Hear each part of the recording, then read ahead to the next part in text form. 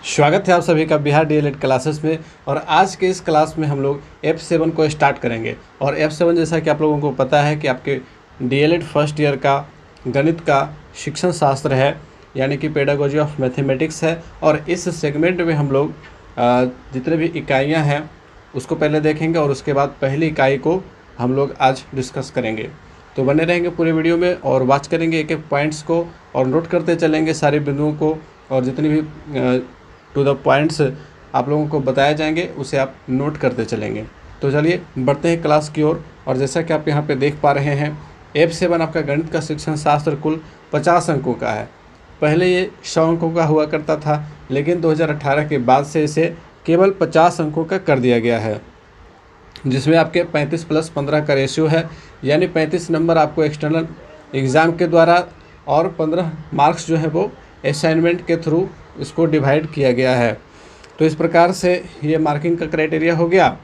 और अब बढ़ते हैं आगे की ओर। और यहाँ पे आप जैसा कि देख पा रहे हैं, हमारे कुछ इंपॉर्टेंट लिंक्स आपको मिल जाएंगे और डिस्क्रिप्शन बॉक्स में भी मिल जाएंगे। वहाँ से भी आप हमसे कनेक्ट कर सकते हैं, व्हाट्सएप के थ्रू, टेलीग्राम के थ्रू आप हमसे जुड़ सकते हैं। आइए बढ़ेंगे। सबसे पहले इकाई को हम लोग देखेंगे और पहली जो इकाई है वो है गणित की समझ। और इस चैप्टर के अंतर्गत जो कुछ इम्पोर्टेंट पॉइंट्स हैं उसे आप नोट करते चलेंगे। सबसे पहला जो पॉइंट है कि गणित के बारे में भय, भ्रम और मिथक। गणित के संबंध में जो भय हमारे स्टूडेंट्स के बीच व्याप्त है, मौजूद है, उसके बारे में चर्चा करेंगे। और यह भय जो है वो किस प्रकार से भ्रम में कन्वर्ट हो गया है और एक मिथक बन गया है कि गणित काफ़ी कठिन विषय होता है, इसकी चर्चा करेंगे। और दूसरा जो पॉइंट है वो है दैनिक जीवन में गणित किस प्रकार से हम डे टू डे लाइफ में मैथ्स का यूज़ करते हैं, इसके बारे में चर्चा करेंगे। इसके बाद गणित की प्रकृति क्या है, इसकी चर्चा करेंगे। और लास्ट पॉइंट है गणितीयकरण।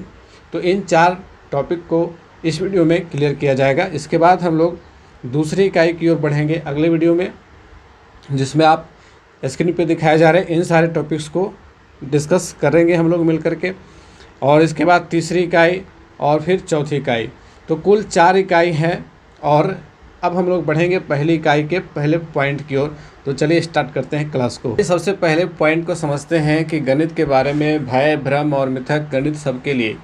तो सबसे पहले चीज़ हम लोग समझेंगे कि भय क्या होता है, भ्रम क्या होता है और मिथक क्या होता है। एक सिंपल सा उदाहरण लेते हैं। आप लोगों ने कभी न्यूज़पेपर वगैरह में देखा होगा कि किसी भगवान जी ने दूध पीना शुरू कर दिया है, लोग वहाँ पर जाकर के भगवान जी को चम्मच से दूध पिला रहे हैं।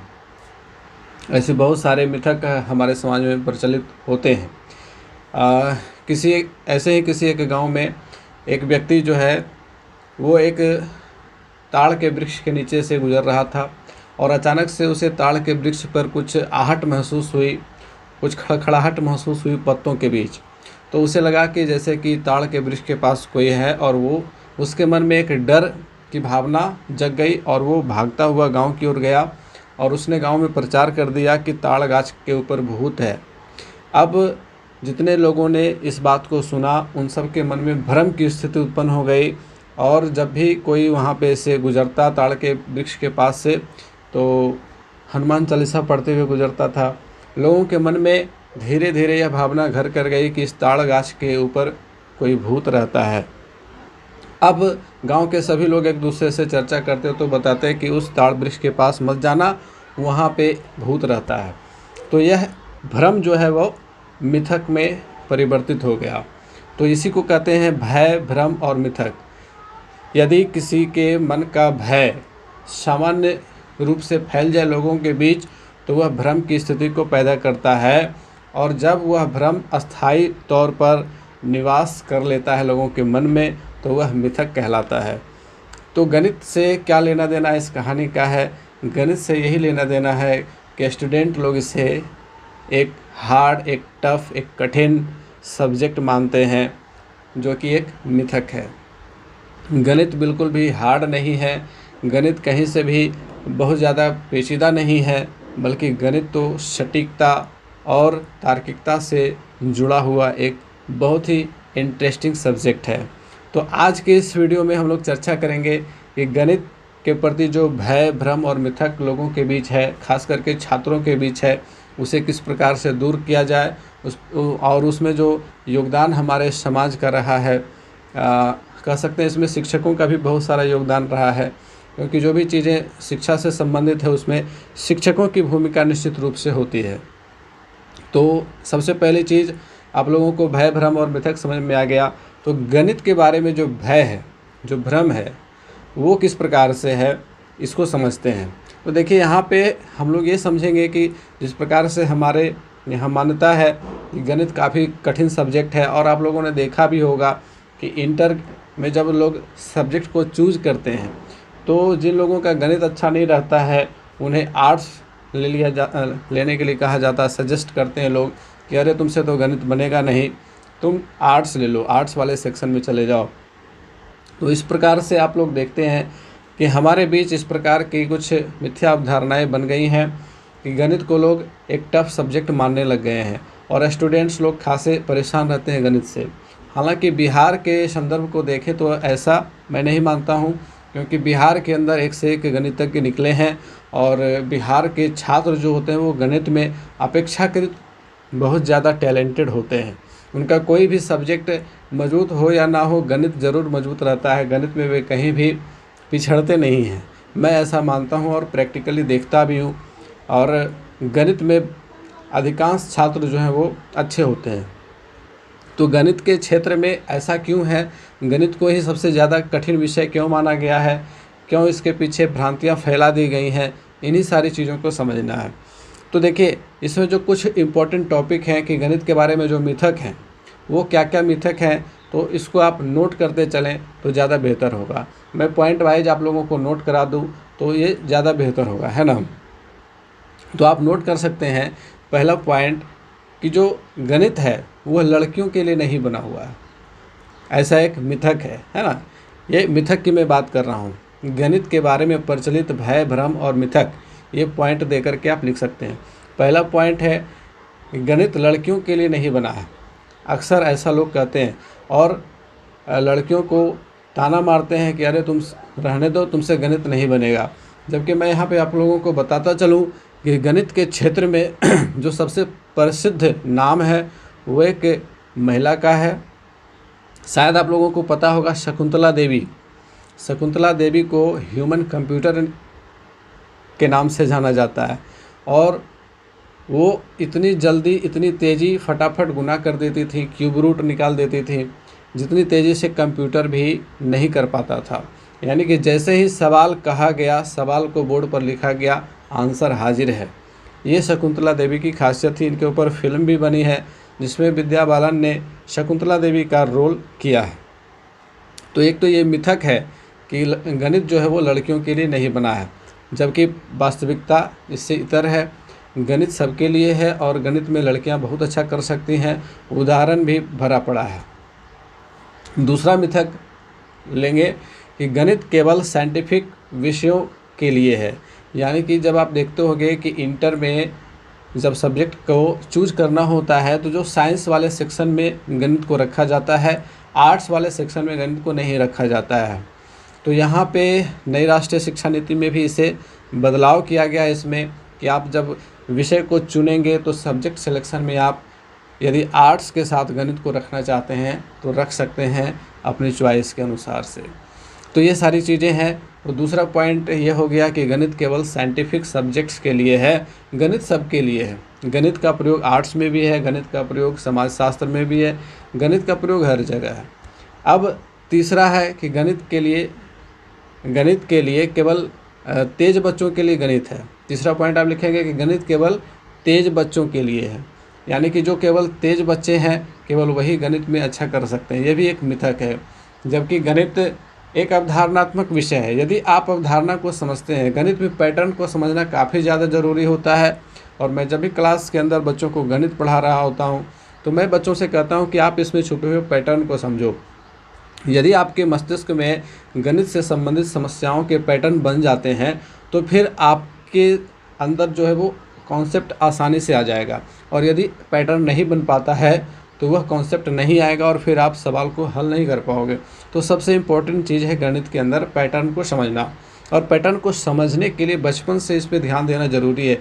एक चीज़ मैं यहाँ पे नोटिस करता हूँ कि गणित उन्हीं लोगों का कमज़ोर होता है, उन्हीं छात्रों का कमज़ोर होता है जिनको बचपन से वो परिवेश नहीं मिल पाया, वो माहौल नहीं मिल पाया जिसको मिलना ज़रूरी था, है ना, जिसके बिना आप अच्छा नहीं कर सकते हो। हम सभी लोग जानते हैं कि गणित में प्रैक्टिस की बहुत ज़्यादा ज़रूरत होती है, और यदि आपके पास प्रैक्टिस नहीं है तो बिना प्रैक्टिस के आप अच्छा नहीं कर सकते हो गणित के अंदर, है ना। किसी भी सब्जेक्ट में प्रैक्टिस की बहुत ज़रूरत होती है। यदि आप किसी भी सब्जेक्ट को कुछ समय के लिए छोड़ देते हैं, 6 महीना के लिए, यदि आप जनरल नॉलेज को नहीं देखें तो आप बहुत सारे फैक्ट्स भूल जाएंगे। यदि आप इंग्लिश ग्रामर को साल भर के लिए छोड़ दें तो आप ट्रांसलेशन बनाना भूल जाएंगे, आपसे नरेशन वॉइस में मिस्टेक होने लगेगा। तो प्रैक्टिस की चीज़ तो है ही, लेकिन गणित में और ज़्यादा प्रैक्टिस की ज़रूरत होती है अन्य सब्जेक्ट्स की अपेक्षा, क्योंकि इसमें अमूर्तता ज़्यादा है, और अमूर्तता ज़्यादा रहने के कारण ही लोग इसे टफ मानने लग जाते हैं।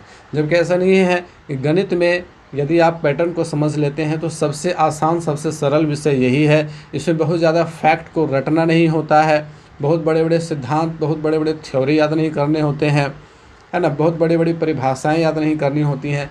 इसका सिंपल सा कॉन्सेप्ट होता है, सिंपल सा फॉर्मूला रहता है, और इसका जो पैटर्न है सबसे मेन इम्पोर्टेंट जो है वो पैटर्न का है। तो अब तीसरा लिखेंगे गणित तार्किक।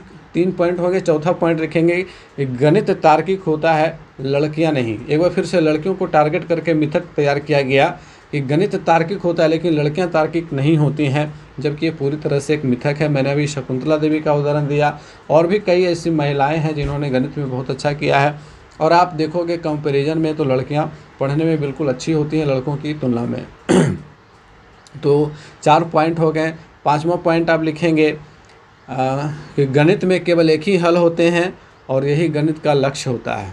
गणित में केवल एक ही हल होते हैं और यही गणित का लक्ष्य होता है, जो कि गणित को कठिन बना देता है। और ये भी कहीं ना कहीं गणित को एक मिथक के रूप में स्थापित करता है। और आप लोगों को ये समझना होगा कि गणित में एक तो हल एक ही होते हैं, लेकिन उसको निकालने के तरीके अलग अलग होते हैं, है ना। हम अलग अलग तरीक़ों से गणित की समस्या को सुलझा सकते हैं, और यही गणित की खासियत होती है। और एक चीज़ इसमें ये भी ऐड करेंगे कि गणित में सटीकता होती है। ऐसा नहीं है कि गणित केवल बातों से चल जाता है, केवल हम कुछ कह दें तो चल जाता है। गणित में सटीकता होती है। गणित में अगर जो उत्तर आ रहे हैं तो वह अपने आप में प्रमाणिक होता है, उसकी जांच की जा सकती है। जांच के द्वारा हम इसका पता लगा सकते हैं कि उत्तर सही है या फिर गलत है। तो उत्तर की जांच करने की सुविधा केवल गणित के अंदर ही है, अन्य विषय में नहीं है।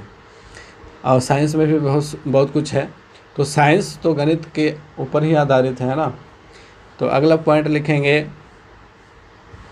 गणित जो जानते हैं वो लोग किसी भी प्रश्न का उत्तर तुरंत दे सकते हैं। गणित जो लोग जानते हैं वो किसी भी प्रश्न का उत्तर तुरंत दे सकते हैं। यह भी एक मिथक है। ऐसा नहीं कि गणित में कोई स्टूडेंट बहुत ज़्यादा तेज़ है तो वो बाकी सभी विषयों में भी तेज़ होगा, ये एक मिथक है, ठीक है। और आगे आप लोगों को पढ़ना भी है इन सब चीज़ों के बारे में। अगला पॉइंट लिखेंगे कि कुछ खुशकिस्मत लोग ही पैदा होते हैं जिनमें गणित के सवालों को हल करने की क्षमता होती है। ये भी एक मिथक है। ये गणित, अरे वो तो बहुत अच्छा, उसका लक बहुत अच्छा है कि वो गणित अच्छा कर लेता है। ये लक की बात यहाँ पे नहीं है, बल्कि ये मेहनत की बात है। जितना ज़्यादा मेहनत करोगे, जितना ज़्यादा प्रैक्टिस करोगे, आपका गणित उतना ही ज़्यादा बेहतर होगा। तो इस प्रकार से ये कुछ पॉइंट हो गए गणित के बारे में मिथक को लेकर के। तो हमें ये समझना है कि गणित से हमें भय नहीं करना है, गणित के बारे में भ्रम नहीं फैलाना है लोगों के बीच, स्टूडेंट के बीच खास करके। एज ए टीचर जब आप स्कूल में जाओगे तो बच्चों के बीच ये नहीं कहना है कि गणित तो बहुत हार्ड सब्जेक्ट है, तुम लोगों से बनेगा नहीं, अरे तुमसे क्या गणित में दिमाग लगा रहे हो, तुम दूसरा सब्जेक्ट ले लो। ऐसा नहीं करना है। हमें हमेशा प्रोत्साहित करना है, बच्चों को समझाना है कि आप गणित कर सकते हो, गणित के पैटर्न को समझो। और करते भी हैं बहुत सारे बच्चे, जब पैटर्न को पकड़ने लग जाते हैं तो वे आसानी से गणित के सवालों को हल करते हैं।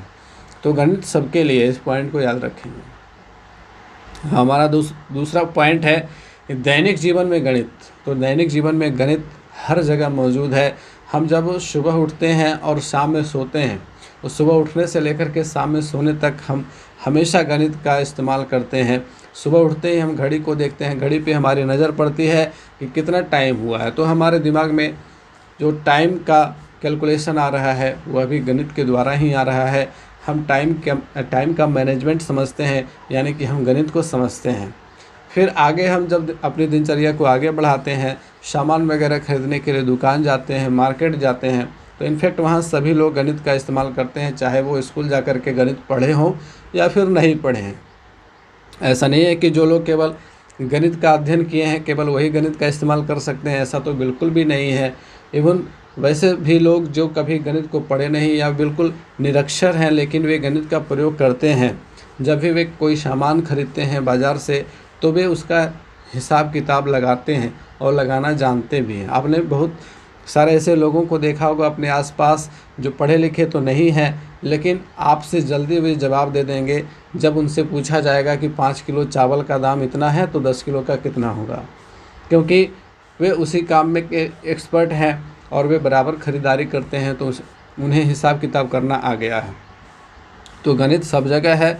गणित की आवश्यकता हमारे दैनिक जीवन में हमेशा पड़ती है, और छोटे छोटे कामों से लेकर के बड़े बड़े कामों तक, हिसाब किताब रखने तक के कामों के लिए हमें दैनिक जीवन में गणित की आवश्यकता पड़ती है।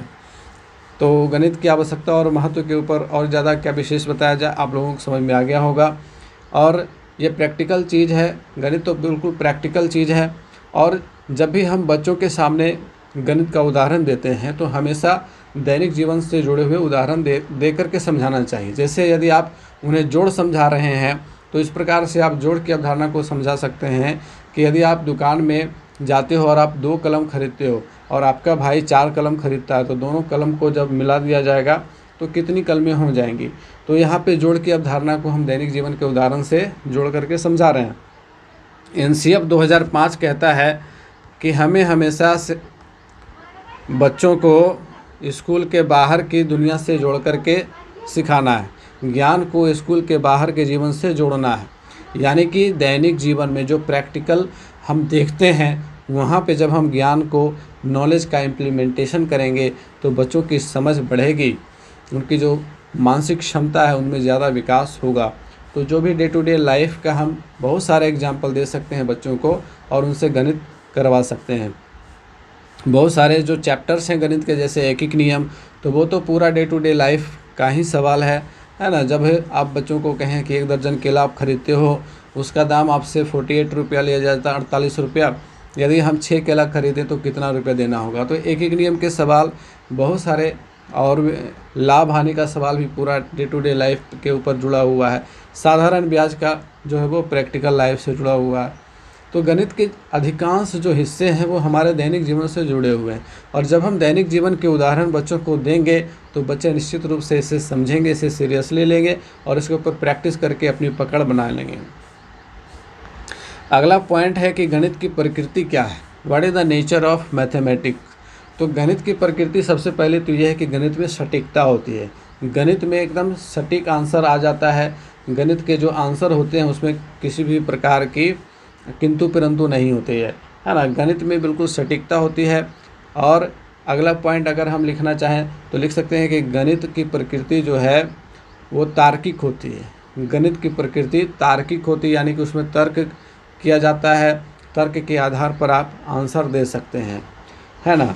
तो गणित की प्रकृति तार्किक होती है, ये दूसरा पॉइंट है। तीसरा पॉइंट है कि गणित में प्रतीकात्मकता होती है, अर्थात गणित के अपने चिन्ह होते हैं, गणित की अपनी चिन्ह प्रणाली होती है। ये तीसरी विशेषता है गणित की। और गणित की प्रकृति है कि गणित प्रतीकात्मक होता है। जैसे कि यदि आप एक उदाहरण लें कि 2 और 4 को जोड़ने पर 6 योगफल प्राप्त होता है, तो हम इसको इस प्रकार से प्रतीक के रूप में लिख सकते हैं, 2 जोड़ 4 बराबर 6। तो ये 2 का प्रतीक है, सिंबल है, ये 4 का प्रतीक है, ये जोड़ का प्रतीक है, ये बराबर का प्रतीक है और ये 6 का प्रतीक है। तो गणित की अपनी भाषा होती है, ये एक और इसकी प्रकृति है। एक और विशेषता भी आप कह सकते हैं कि गणित की अपनी अलग भाषा होती है, गणित की अपनी प्रतीकात्मकता होती है। यानी कि गणित को हम अलग रूप में लिख सकते हैं। जो शब्द हम बोलते हैं, जिन शब्दों का हम उच्चारण करते हैं, उसके प्रतीक अलग अलग विशेष गणित में गढ़े गए हैं, है ना। हम लोग जो गिनती करते हैं 1 2 3 शून्य से लेकर के 9 तक, ये सब प्रतीक हैं। हम लोग गिनते हैं, उसे प्रतीक के रूप में गणित में व्यक्त किया जाता है। जोड़ हम कहते हैं, घटाव कहते हैं, गुना कहते हैं, भाग कहते हैं, बराबर कहते हैं, इन सारे चीज़ों के प्रतीक गणित में हैं। तो गणित में प्रतीकात्मकता होती है, ये अगला पॉइंट हो गया। अब इसके बाद एक और पॉइंट लिखेंगे गणित की प्रकृति के अंदर। गणित में अमूर्तता होती है, गणित में अमूर्तता होती है। गणित मूर्त से अमूर्त की ओर चलता है, ये इसकी विशेषता है। और गणित की प्रकृति है कि गणित अमूर्त होता है। यदि हम 5 बोल रहे हैं तो 5 ये जो प्रतीक हमने दिखाया 5, तो 5 तो ऐसे अमूर्त अवधारणा है, 5 ये मूर्त अवधारणा नहीं है। यदि हम 5 वस्तु दिखाते हैं, यदि किसी छात्र को 5 वस्तुओं को दिखाया जाए और वह गिन करके बताएगा कि ये 5 है, 1 2 3 4 5, तो ये मूर्त हो गया। लेकिन अगर केवल कहा जाए 5, तो 5 जो चीज़ है, 5 जो संख्या है, यह अमूर्त अवधारणा है। तो मूर्त से अमूर्त की ओर चलता है और गणित की प्रकृति ही है, गणित में अमूर्तता होती है। ये अगला पॉइंट आपका हो गया गणित का।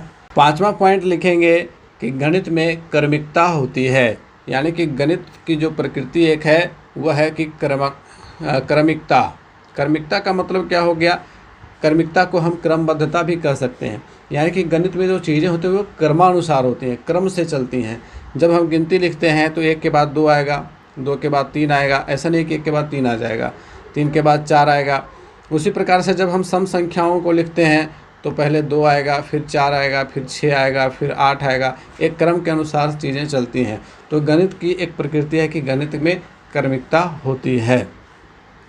ये 5वां बिंदु हो गया। और अब 6ठा बिंदु लिखेंगे कि गणित में सार्वभौमिकता होती है। गणित में सार्वभौमिकता होती है। सार्वभौमिकता का मतलब है यूनिवर्सलाइजेशन, यानी कि सभी जगह पे गणित के जो वैल्यू हैं वो इक्वल रहते हैं, एक ही रहते हैं। यदि हम इंडिया के अंदर 2 लिख रहे हैं तो 2 की वैल्यू पूरे ऑल ओवर वर्ल्ड 2 ही होगी। इसमें सार्वभौमिकता का गुण पाया जाता है। तो गणित की एक प्रकृति हो गई कि गणित में सार्वभौमिकता पाया जाता है, यानी कि गणित सार्वभौमिक होता है। गणित के जो भी मान होते हैं वे सभी जगह एक समान रहते हैं, उसमें किसी प्रकार का बदलाव नहीं होता है। क्लियर? तो आइए अगले टॉपिक की ओर बढ़ते हैं। और अगला टॉपिक है गणितीयकरण, यानी कि गणित की संक्रिया को पूरी तरह से समझना, उसके मूर्त और अमूर्त चीज़ों को समझ लेना। अगर हम गणित में मूर्त से अमूर्त तथ्य को समझ लेते हैं, अमूर्त भावनाओं का विकास हो जाता है, तो हम ये कह सकते हैं कि हमारे अंदर गणितीयकरण हुआ है। अब जैसे कुछ उदाहरण मैं आप लोगों को सबसे पहले दूंगा और उस उदाहरण के ऊपर आप कुछ सोचिए, कुछ विचार कीजिए। जैसे मान लिया जाए कि आज पटना का टेम्परेचर 42 डिग्री पहुँच गया। 42 डिग्री पहुँच गया आज पटना का टेम्परेचर। एक उदाहरण मैंने दिया, तो आपके मन में क्या क्या विचार आए?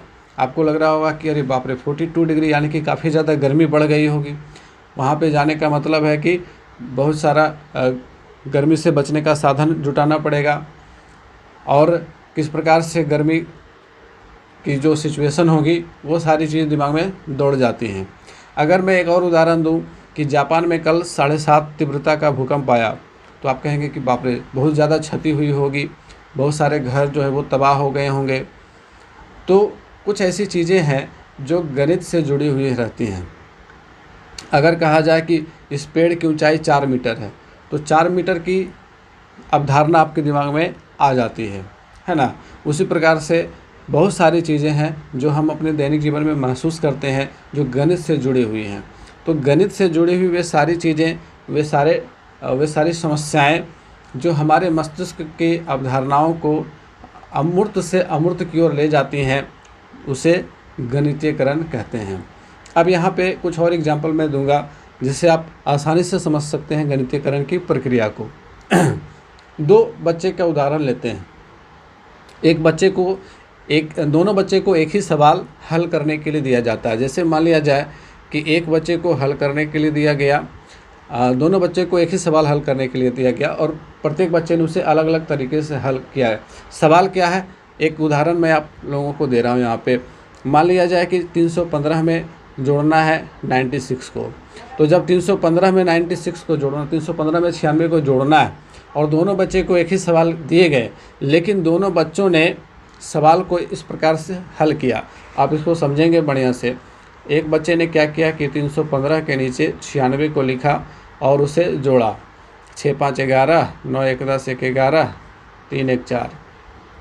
दूसरे बच्चे ने क्या किया कि 315 को उसने एक्सपेंड किया, 300 प्लस 10 प्लस 5।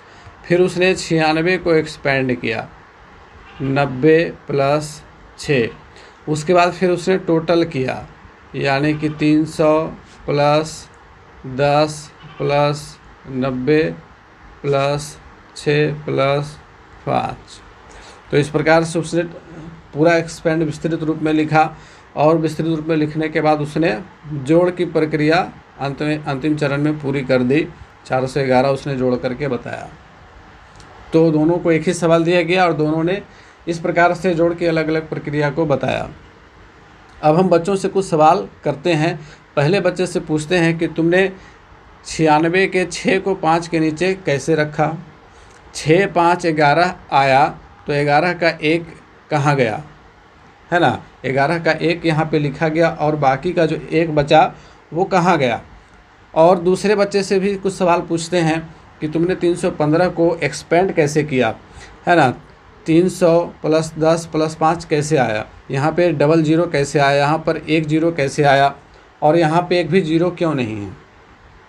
इसी प्रकार से 96 को जब उसने एक्सपेंड किया तो उसे पूछेंगे कि यहाँ पर एक ही जीरो क्यों है और 6 में जीरो क्यों नहीं है।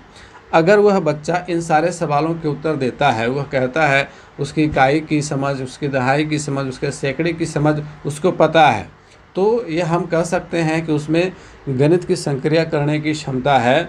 और गणित की जो संक्रिया होती है उसके जो चरण है ना, आप उसे नोट कर लेंगे कि गणित की जो संक्रियाओं से संबंधित विकास के जो चरण होते हैं वे सारे चरण उसको पता चल गए हैं, यानी कि उसमें गणितीयकरण की भावना का विकास हो गया है।